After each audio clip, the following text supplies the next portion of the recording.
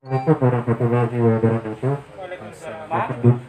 Alhamdulillah, puji syukur kehadirat Allah Subhanahu wa taala. Pada hari ini kita bisa berkumpul lagi kembali pada hari ke-56.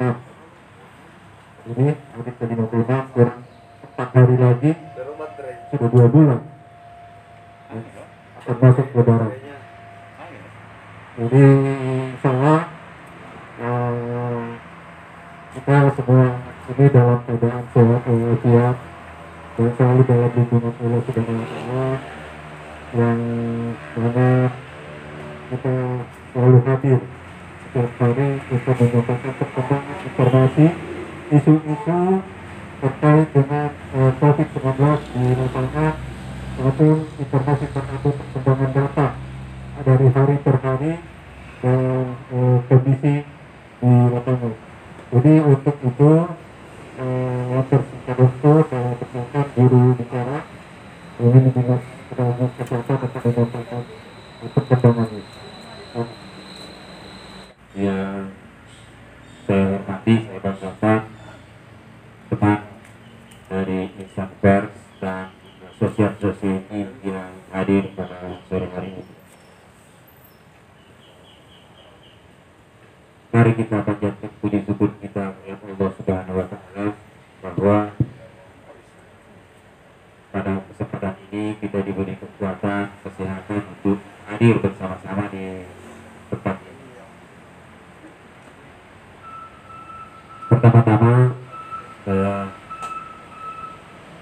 mengucapkan terima kasih kepada bapak-bapak, ibu-ibu, dan bapak sekalian atas atensinya, atas perhatiannya terhadap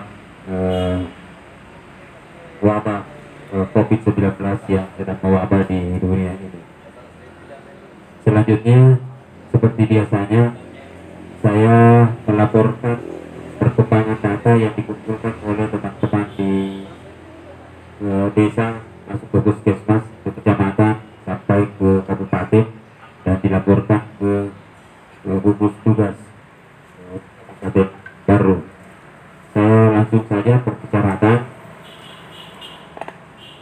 Pertama, kecamatan Manglusuk Kasih, OTG kemarin 89 orang, hari ini masih 89 orang.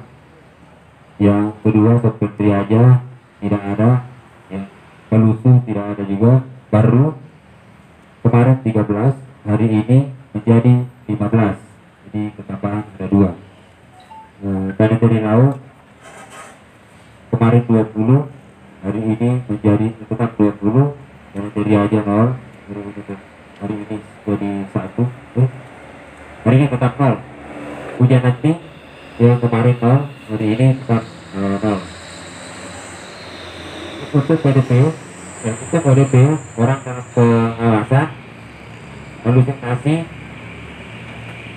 Sopetri aja, Balusu, Baru, Manederi Laut, masing-masing 0.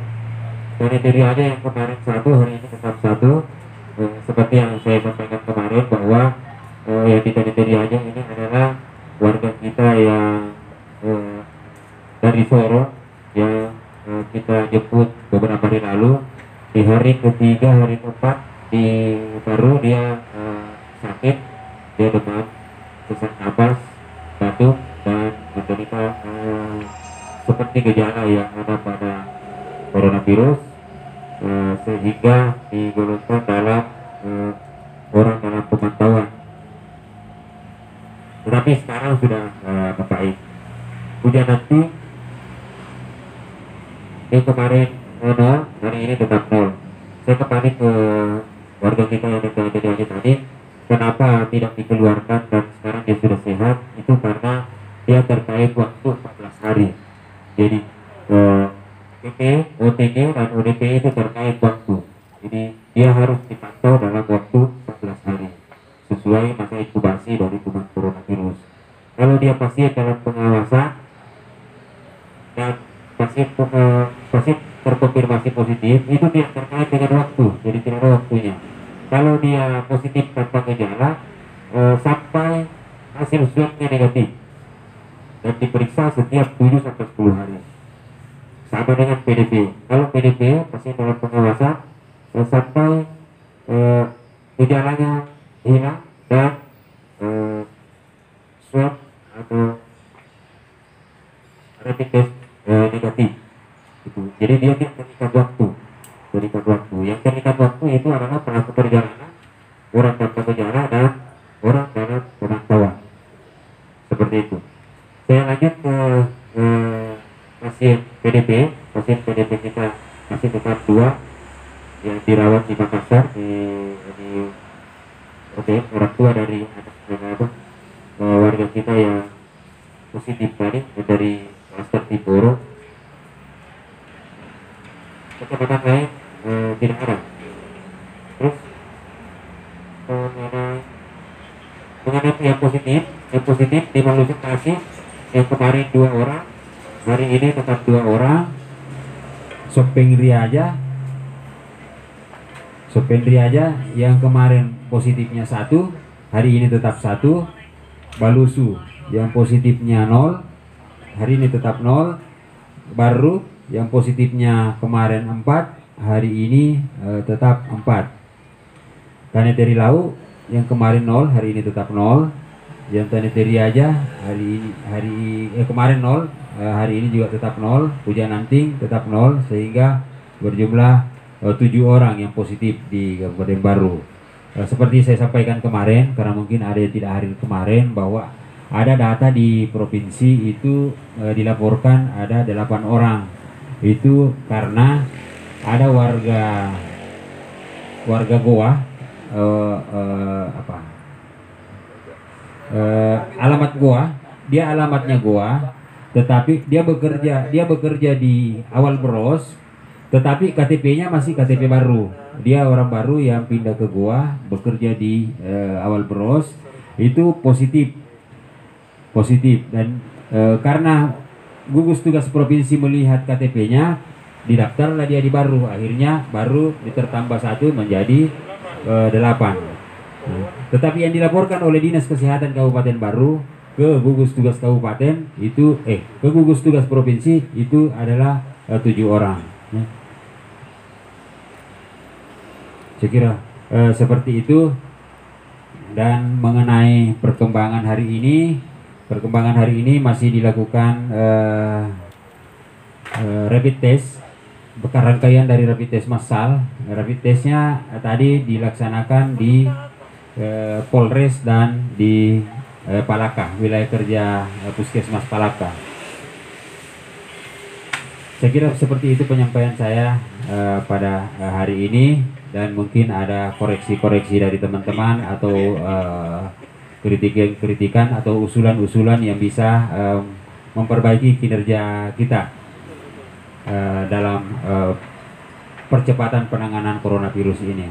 Terakhir saya menyampaikan permintaan maaf dari Bapak Bupati bahwa sedianya tadi dia yang mau kesini rilis, tapi karena ada kegiatan lain yang tidak bisa dia tinggalkan, akhirnya dia percayakan ke kami berdua untuk merilis berita hari ini. Beliau sampaikan besok kita ketemu bersama-sama di tempat ini dengan beliau. Terima kasih, lebih dan kurangnya mohon dimaafkan. Billahi taufiq wal hidayah. Assalamualaikum warahmatullahi wabarakatuh. Waalaikumsalam warahmatullahi wabarakatuh. Baik, terima kasih juru bicara Dr. Agus sekaligus Kepala Dinas Kesehatan. Baik teman-teman, tadi sudah disampaikan perkembangan. Jadi yang seperti data yang disampaikan tadi, jadi ada pergeseran di OTG. Jadi kalau lihat perkembangan yang kemarin, angka positif PDP dan ODP itu belum ada perubahan. Jadi ada di OTG dan sebenarnya juga ada di PP, pelaku perjalanan. Nah baik teman-teman, informasi yang disampaikan tadi atau data yang disampaikan, mungkin ada yang ingin disampaikan, ada pertanyaan atau ada isu-isu apa yang ada di lapangan terkait dengan COVID-19 yang perlu kita follow up bersama. Baik, untuk itu saya persilakan teman-teman kalau ada yang ingin bertanya, saya persilakan. Ya, kalau tidak ada pertanyaan tidak apa-apa juga, tapi nanti kita bisa ya. Oke, kita pamit.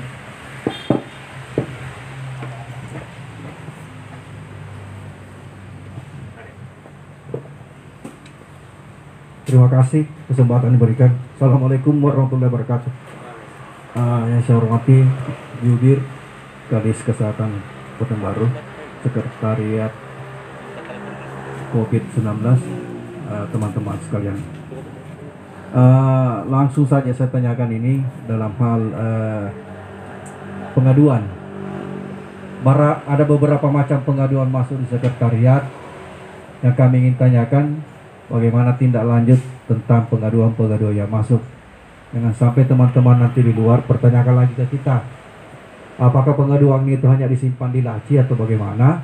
Sehingga bisa ada hasil kita lihat. Ya. Jadi itu saja mungkin saya sampaikan bahwa setiap pengaduan kalau perlu ada tindakan secepatnya. Sehingga bisa terjawab, bisa terlayani atau bisa menunggu atau bagaimana. Dan juga bahan untuk besok ada kehadiran besok Ketua Gugus Pak Bupati. Nah, itu mungkin yang kita nanti bahan pada hari ini bahwa hal-hal yang menghadapi bulan Lebaran ini pasti pengaduan tentang dampak COVID-19. Ya, minimal ada apa yang dikasih dengan teman-teman yang mengadu, masyarakat yang mengadu. Banyak barang di gudang misalnya, ya kita selesaikan supaya pengaduan-pengaduan ini ada jawaban lah. Terima kasih, langsung saja itu. Assalamualaikum warahmatullahi wabarakatuh.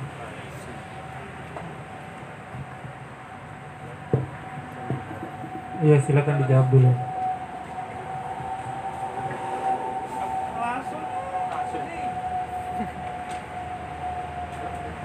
Sudah. Oh iya, makasih. Saya kira Pak Rudi mau bertanya juga. Ya, jadi tentang pengaduan. Jadi tadi kita rapat dengan Pak Bupati, dengan semuanya, dengan semua kepala SKPD, termasuk pengaduan ini yang kita bahas. Jadi menghadapi pengaduan itu hari ini ada 35, kalau tidak salah bukan 37 pengaduan yang ditanggapi. Itu ada 3 asisten sekda itu yang bergerak keluar memverifikasi. Nah, pengaduan ditunggu sampai tanggal 20. Nah, karena tindak lanjutnya itu hanya sampai tanggal 24.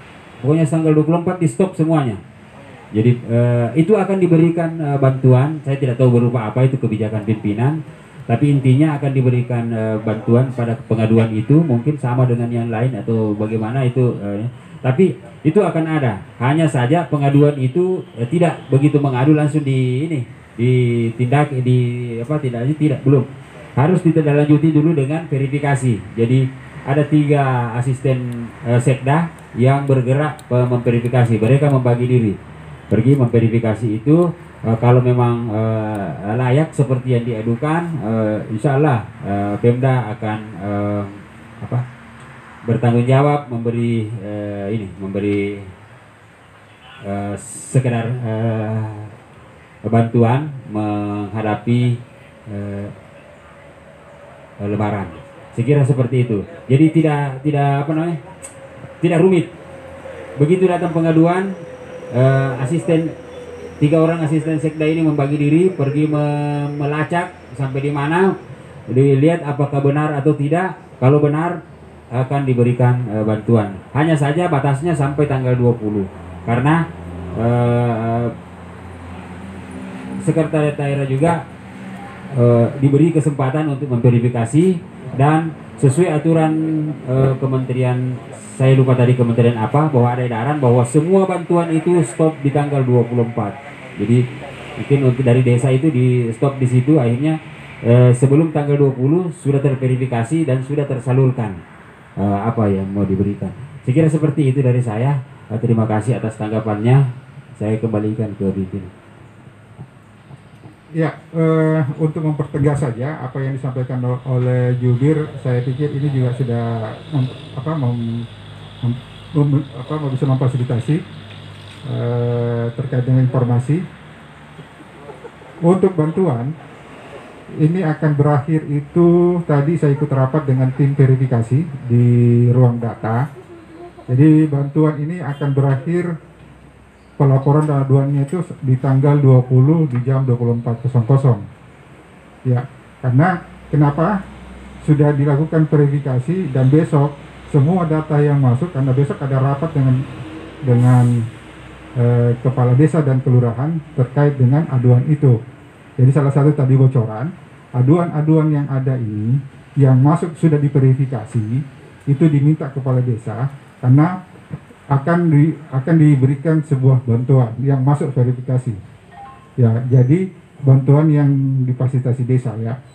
Jadi tadi itu sudah sudah dikumpulkan datanya dan tim yang verifikasi itu juga sudah bertanda tangan terkait dengan bantuan. Jadi bantuannya ini akan di-close sampai tanggal 20 jam 24. Setelah itu tidak akan ada lagi penerimaan bantuan karena ini ada memang batas waktunya. Untuk aduan tanggal 20 jam 24.00 ya. Jadi ya ini ada di sini belakang. Nah, itu batas. Jadi kalau memang ada silakan dimasukkan. Karena begini, ini ternyata di rapat tadi temuan di lapangan oleh tim teman-teman di sana ada bantuan, ada orang yang mengadu ternyata difasilitasi. Salah satu contoh. Tapi ketika didatangi di sana dia tidak merasa dan bahkan dia tidak pernah meminta bantuan. Nah, kita tidak ingin terjadi seperti itu dan itu ada beberapa. Jadi si A melaporkan si B untuk mendapatkan bantuan, ketika diverifikasi dia tidak pernah melaporkan dirinya. Nah, ada yang melaporkan untuk menerima bantuan. Nah, ini yang perlu kita juga selektif. Jadi bantuan-bantuan yang ini ada, yang sudah diverifikasi, inilah nanti yang diteruskan oleh kepala desa dan semua tim yang verifikasi bertanda tangan di situ. Nah, untuk itu saja barangkali terkait dengan aduan. Insya Allah kalau sudah sebelum tanggal 20 ini akan masuk semua, kita sudah kirim ke tim verifikasi. Semua sudah kita input di tim gugus. Nanti tim verifikasi yang menentukan ini layak atau tidak. Apakah dia layak dapat bantuan BLT atau tidak, atau dia dapat bantuan lain misalnya. Jadi untuk itu silakan teman-teman, kalau ingin ada yang ingin ditanyakan lagi terkait dengan informasi terbaru dari teman-teman, silakan. Rudi? Baik, sudah cukup. Kalau memang tidak ada, kita tutup saja. Jadi kemungkinan besok Pak Bupati akan hadir di sini untuk perkembangan. Mudah-mudahan tidak ada perkembangan baru. Kalau perkembangan yang lain-lain boleh. Nah, kalau perkembangan yang terkait dengan COVID jangan dulu lah. Nah, apakah THR, apakah sembako besok tidak tahu, saya tidak tahu. Jadi kita tunggu saja. Nah, mudah-mudahan kita semua teman-teman berikhtiar di dalam melaksanakan penanggulangan COVID-19 ini. Kita semua dalam keadaan bimbingan dan kesehatan. Semoga kita mendapatkan rahmat dari Allah Subhanahu wa taala. Ya, wabillahi taufik wal hidayah. Assalamualaikum warahmatullahi wabarakatuh.